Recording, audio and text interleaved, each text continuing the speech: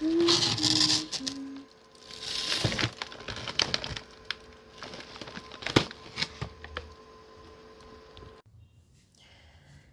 مساء الفل. النهارده كأي ست بيت صاحية تعبانة جبت البانيه البيتي ده بتاع شهد. الحقيقة انا مكنتش اعرف ان هما بيعملوا بانيه بيتي، وانا اصلا مش بشجع الحاجات اللي هي زي كده، بس قلت بما انه هو بيتي وزي الفراخ بتاعة البيت بالظبط وكده، انا ليه ما اجربه بما ان انا مش قادرة اعمل حاجة.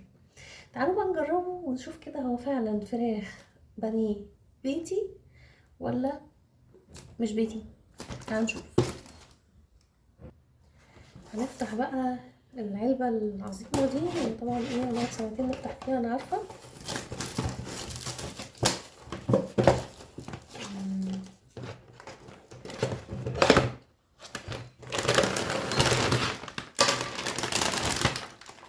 واو.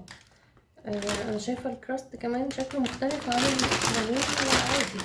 بصوا كده، ده شكله، مش عارفة واضح ولا ايه. ريحته حلوة. جماعة ده مش اعلان الشركة اصلا انا مش منشناها وما يعرفوش اي حاجة عن الفيديو ده طبعا. هو شكله حلو، شكله بيدل ان هو بيتي، والكراست كمان زي ما يكونوا حاطين فيه انا مش متأكدة اذا كان ده اسمه ايه. لا مش هو بس هو في حاجة محساني انه احنا في البيت. تعالوا نجرب مع بعض كده قطعتين ونشوفه فعلا بيتي ولا مش بيتي.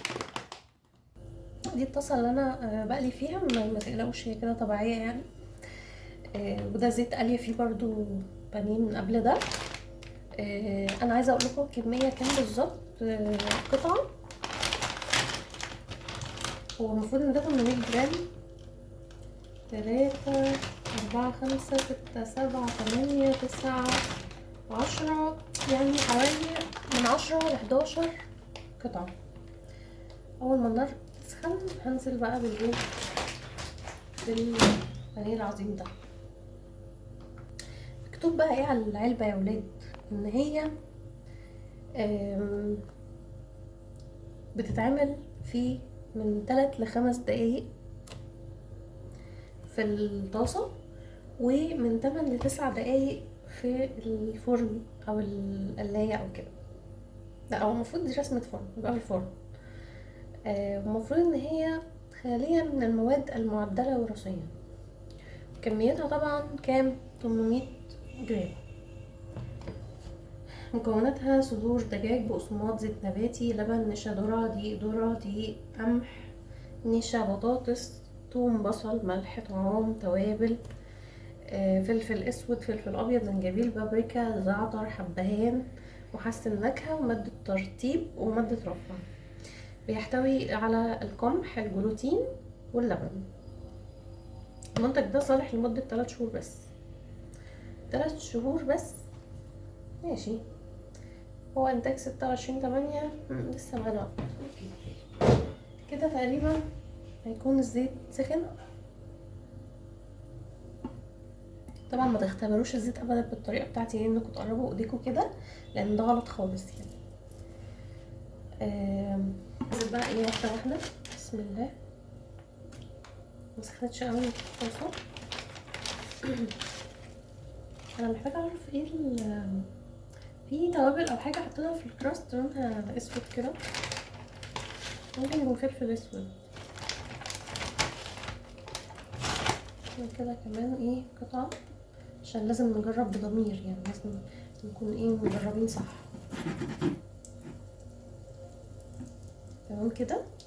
طبعا بعد ما تتقلي يعني ما بتبدأ النغبشة كده بتاعت الزيت تحصل، هوطي شوية عشان تستوي من جوه كويس.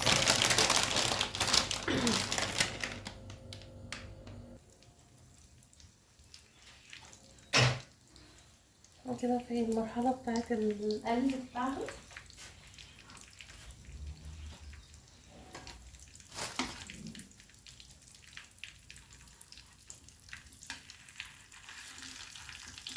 لسه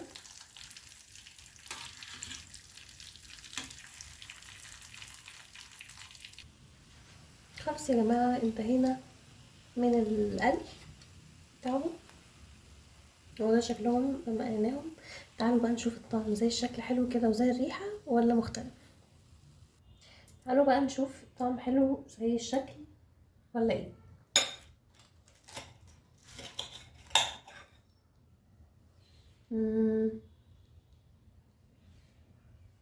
هي ريحتها حلوة، اكيد طعمها هيبقى حلو برضه.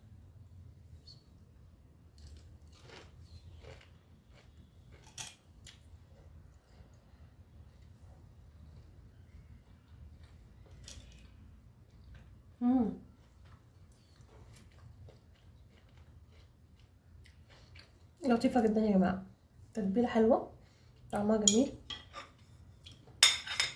حاجة منتهى العظمة، مع شوية كده من المايونيز، ندوق بقى الكلام ده كله.